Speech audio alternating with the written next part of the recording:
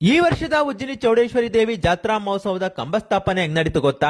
ಹೌದು, ಹೆಬ್ಬಾರಮ್ಮ ದೇವಿ ಪ್ರಧಾನ ಅರ್ಚಕರಿಂದ ಕಂಬಸ್ಥಾಪನೆಗೆ ಸಾರಿ ಆದ್ಮೇಲೆ ಚೌಡೇಶ್ವರಿ ದೇವಿ ಉತ್ಸವ ಮೂರ್ತಿಯನ್ನ ಪಟ್ಟಕ್ಕೆ ಕೂರಿಸಲು ಕರ್ಕೊಂಡು ಹೋಗ್ತಾರೆ.